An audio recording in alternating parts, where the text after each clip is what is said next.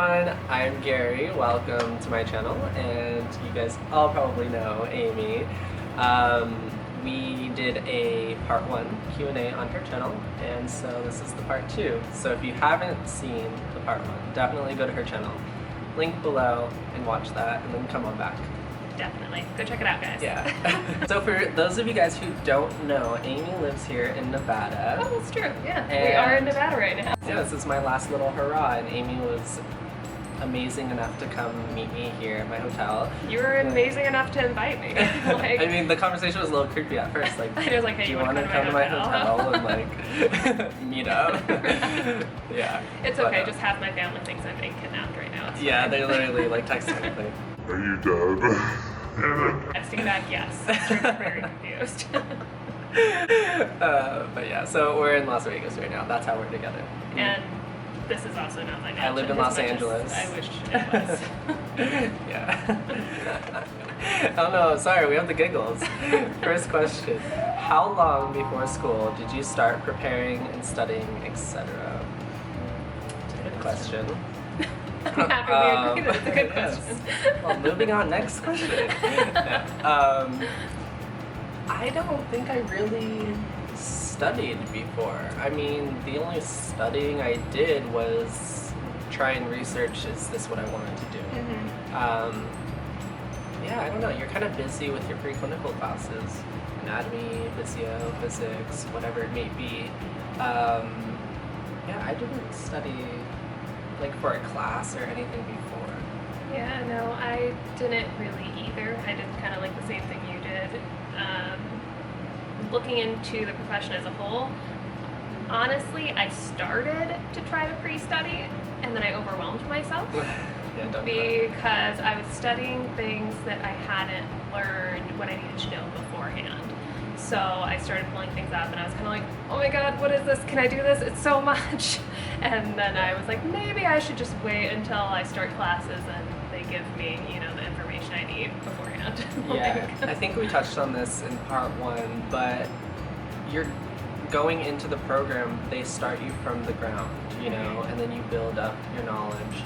And so there's nothing you need to for sure know before. And, you know, you might try and pre-study for like events or something, but you didn't even touch on the basics, you know, where what you might be looking at could be so advanced you're not going to understand anything. And so just go in with, you know, an open mind. And enjoy your last, you know, couple weeks or your last month or whatever it is of having some time to do things that you enjoy when you want to. I definitely, like, I went on a road trip up north and we did that for over 2 weeks, you know, so definitely do something where you are going to be relaxed and not feel like you need to hang out with your friends all the time, because there's going to be moments where you can't. But also to kind of touch on the question, I know some people always ask, like, is there free time? Like, is this, like, yeah, this is going to be your life, but I go to the movies, I'm sure you go to dinner with your husband, and we hang out with friends, you know. It's just balancing. Yeah. You have to study beforehand, you know, study during the week or whatever it is, enough so that if you want to do something on the weekend, you don't feel guilty about it. Or yeah, exactly.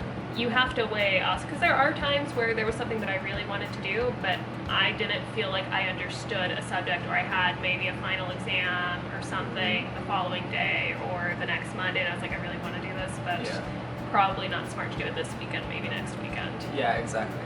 Definitely. Totally agree. Okay. Why are you throwing things? So angry. Okay, next question. Do you think volunteering during school will be better for job opportunities once you finish? I think it depends on who your employer is. I think you should look into your employer. Some places do place a lot of emphasis on if you're volunteering or what you're doing. So if there's a specific place you want to like work at, I would suggest looking. But also, if you don't want to volunteer and like your heart's not in it, there's not really any point in doing it, because the people that are running the organization are going to know that you're really only there to put it on your resume, and that you don't really care, and then that might end up doing you more harm than favors, in my opinion. Yeah, indeed. And you know, like volunteering in school, like you might not have enough time to volunteer. I know I volunteered at Children's Hospital Los Angeles before. No, I was in program, but you know, it's kind of like a week by week thing. Like, am I free to do this? You know, you don't want to overwhelm yourself. And to be honest, I haven't done it for months, and I do feel a little guilty. You shouldn't feel guilty though, because I had to do the same thing. I couldn't, like, there was so much stuff. Put your priorities like in order. Exactly, because you're just gonna overwhelm yourself, and you don't want to, you know, not pass a test because you were too concerned about volunteering, or not pass a class, not necessarily a test, but a whole class, or really be struggling with something because you're worried about volunteering. You know, organization A or B. Not that big of a deal. Yeah. It's definitely like a bonus on your resume. Yeah. But if you don't beat yourself up about it. You can do it later too. I mean, if that's really where your heart's at, those organizations will still be there once you graduate. Indeed, and you know, you might not find a job for a month after you graduate. You can volunteer then. You know, there's going to be opportunities, and even just if you've done it once, that still looks good. You know. Definitely. With you on that. Okay. Great. Ooh. Next question. Let's just throw things out. Have you worked with PFTs? So the PFT Lab is the Pulmonary Function Testing, and yes, I have. It's not necessarily my cup of tea. I liked your little. But yeah, I mean, you know, you'll find your little. That's what's great about being an RT is, you know, you can specialize in PFTs. You can be ER, ICU, CCU, NICU. Yeah, you're gonna find what you like to do. And so far, PFT is not my number one choice. What about you? No, I'm with you on that. I was actually really lucky and got to go to a PFT lab. We don't actually have a full PFT rotation at my school, but I was able to sneak my way down there, and I really liked the person that worked in the PFT lab, and that made it really enjoyable. But PFTs were not my my best subject in classes. I struggled with them for some reason. They're really interesting and I like them a lot, but it just wasn't my best subject. And at least here, I don't know about in California, a lot of the times the schedule is like 9 to 5. It's a very 8-hour shift, and one of the benefits. That's a plus. Yeah, it's a plus. But I was looking for the other side. I was looking for the 3 days on and 4 days off, that's things like that. So for someone that is looking for like a 9 to 5, that's a good option for you. Also, if you like PFTs, that's another good option for you. And PFT is like you're doing a lot of coaching, like you're kind of in just the office. You're not seeing like super sick patients. You know, you might see like an asthma patient, and you're like, okay, like blow, like blow into the mouthpiece, you know, and like it's just you're just yelling at them basically. But if you're an RT student, like, you know, your lung volumes and capacities, like it really helps you understand more about it. Oh, and that helps a lot in vents too. Yeah. The waveforms from PFTs to vents, or at least like the flow volume loops and stuff, it all is interchangeable. Yeah. Just upside down. Okay, next question. What are some of our study techniques? I draw a lot, and I don't mean artistically. I'm a horrible artist, but as I'm reading about stuff, I'll either take notes or I'll like draw diagrams or maybe like a really rough sketch of something. I mean, like super rough, where only I probably actually know what it is, but that's really all that matters. Because it helps me visualize, because I'm a really kinetic learner. I need to do something, I need to touch something. Just reading by itself. 100% hands-on. Yeah, exactly. Visual. Yeah, like she said, you know, do little diagrams. Something I do is like while reading, I'll take notes, and then I'll combine those notes with like my class notes, and I'll just make it nicer or more condensed or more understandable. Or I do like arrows and flowcharts. Yeah. And you'll find your little things that help you memorize, and but definitely writing things down, seeing it out. I like color code my notes. Everything's color coded for me also. Yeah. Not consistently, but Visual color coded. learners. But yeah, just do your own thing, and you know, you really will find your own. Like, I can't just read for 2 hours. Like, I have to like read a section, do notes on it, take out the important key parts of it, and But I feel like that's kind of my downfall too. It takes longer sometimes, at least. It takes longer, and sometimes I pick out like the wrong details. Yeah. Or like I'll know the basics of it, but I didn't like write down like a little part, and it's going to be a question on a test. Yeah. So, I think that depends on how your professor tests. I had a professor that he would pick something that was only in one sentence of Egan's. Like it wasn't mentioned anywhere else, but it was one sentence of Egan's. So if you missed that one sentence, you missed the question. Yeah. But like for mechanical vents, which is more hands-on, that's one of the reasons I liked it, is because as we were learning about stuff, I could go to the lab after and mess with the vent and, you know, create different issues. And my classmates and I, we would have one classmate mess with the vent, change compliances on like our test log, or just mess something up, and then without us seeing what it was, and then we would have to go over there and try to fix it and figure out how to get something like that made sense on it. Yeah, definitely play around in lab, ask questions. You know, like sometimes your classmates have the same questions. Sometimes your classmate can answer your question and you can answer theirs.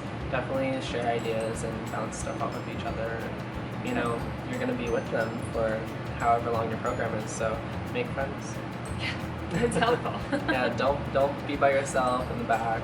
I sit in the back, but I'm not like ignoring the world. Yeah, no. You definitely, you know, want to be a team player, because that's what it's going to be like when you're working in the hospital. Yeah, for sure. You have to depend on each other. There's so many times, even just on clinical, that we've gotten swamped either with a ton of things coming in at once that were unexpected, and other people had to come from other floors or wherever to help, or vice versa. We were the people that were going to help the people that got swamped with just extra things. In the hospital, everyone's always asking for help. Everyone's always asking like, oh, what does that mean? Or what is that again? Or how do you do that? And that's just what I love. Like nurses, doctors, RTs, like we don't know everything. The question you've been waiting for. What is salary like as a respiratory therapist? Yeah. So I feel like this is a really cool question because we are in 2 different states and we can kind of talk about it. So how is it in Nevada? So one thing that's nice is the cost of living in Nevada is actually really low. So cost of living in LA is really high. I came from California, came out here, and just even seeing my electric bill, I was like, what? Is that wrong? Did they send me the wrong bill? Like $10. So that is something you have to take into account also, because you go to, you know, certain cities where it says they have this amazing hourly pay, but you're also going to pay $2,000 for rent or a mortgage. We do have a good pay rate here in Nevada for the most part. You can get per diem jobs, meaning you work as needed. You get paid more when you work as needed because you obviously don't get benefits like health insurance or retirement plans. So if you do decide to do per diem, one, be aware that you need to, you know, get those things somewhere else. And two, during the slow seasons, you're probably going to get called off a lot because, you know, they're paying you more, you get called off first. They're going to give their full-time employees those hours first. Right. But you can get paid anywhere from $40 to $50 an hour per diem. Some places maybe a little more, maybe a little less. Each place is going to be different.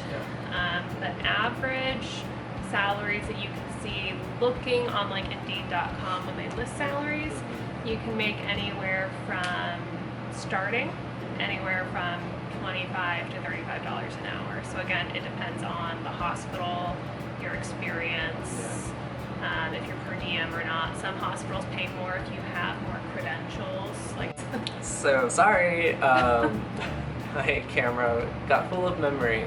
So we're on Nevada salary. I think I was just saying that if you have specialty credentials, they'll pay you more. So it's based off of a lot of factors. What about in California? There's a job right now in Los Angeles for $35 an hour. Another one for $67,000 a year. That's pretty close to $35 an hour, I think. Yeah. Also. I think the average is like $75,000 to $80,000. But definitely per diem, you can easily make 6 figures. Especially with overtime and all that. Yeah, like they are making, I have it written down, $51 in the day. I need to pick up a per diem in California. Yes. $57 at night. So when you're working the night shift, you get like a night premium. That's true. Yeah. And you also get something else. Sometimes for the weekend. Yeah, you get weekend pay, you get holiday pay. Yeah. So imagine working the nights on the weekend and it's a holiday. Like, I'm gonna look for one of those days. You're probably making like at least 60 something an hour. I don't know. Yeah. But yeah, so you're easily making $700 a day per diem, which is insane. $700 a day. Yeah. But you know, you don't have health benefits, so it's a catch-22. But to weigh the cost and differences. with benefits, you're making $38 to $40 an hour. But that can vary also. Mm-hmm. But yeah, so you're definitely looking, I would say, between 70,000 and maybe 120,000 max for a newer person. I know my grandma was an RT. I've said before, my grandma. I hate saying it because I said it so many times. I think it's but my awesome. grandma is a respiratory therapist, and before she stopped working, she was making over $100,000. Was she in management or on the floor? She was a supervisor, yeah. And so she was a supervisor, and this was like at least 10 years ago. So, but I mean, that's still pretty good. No, that's great. You know, she just told me 2 days ago how much she made when she started in the 80s. Oh, wow. Do you know how much she made? In the 80s, I'm trying to... Guess, how much do you think she made an hour? An hour. I know when I started working, it was not the 80s. I was only making $8 an hour. Okay, as a respiratory therapist, you know, you went to school, you're licensed, you're working in the medical field, saving lives. She was making $5.50 an hour. That is Isn't that crazy. wild? And obviously cost of living was different, but like only $5. Just to hear that number. How much was like a McDonald's employee making an hour if like $1 medical something, field is probably, $5? yeah. Like Wow. crazy. But yeah, so salary varies with where you're working, what hospital, what extra credentials you have, how long you've been in the field, Where you live. where you live. I've seen some places, like just from reading posts, some places pay as low as $18 or $19 an hour. But again, it depends on your cost of living. Yeah. Because, you know, out here you can easily buy a decent house for $300,000. You know, large yard, 4 bedrooms. So, I mean, that's going to give you your lower monthly payments, decreased cost of living. Whereas if I went to New York, $30 an hour probably wouldn't do much for me there, because from what I understand, it's much more expensive to live there. Yeah. So you gotta kind of weigh everything. Like, rent for a studio in Los Angeles could be like easily $1,900 and up. So yeah, you're making 6 figures, but you're also spending a lot. You know? Yeah. So just have to weigh the pros and cons and figure out what you need for your cost of living, basically. Be a little smart with your money too. Yeah. Go a long way. Yeah. All right, guys. Well, thank you so much for tuning in. If you came from Amy's channel, thank you for coming, and I hope you subscribe Yeah, make and sure like, you subscribe to him. comment, and all of that good stuff. And if you didn't come from Amy's channel, we did a part 1 of this Q&A, and I will have everything linked down below. And definitely go subscribe and like and comment. And yeah, thank you guys. Thank you for being here. Yeah, thanks for inviting. This is so It's really fun. cool. Like It's so 2 weird, RTs in one room. Especially in person. Not Yeah. the RT part, but like 2 people on YouTube. Yeah, 2 people online. Yeah, I was telling you, like, she was talking earlier, and I'm like, this is so weird because I've like watched you and listened to you talk on a computer screen, and now you're doing it in front of me. It was a little like surreal. I know, A little right? bizarre, but in like a good way. But yeah. All right. Well, so yeah, thanks guys for watching. I'll see you next time.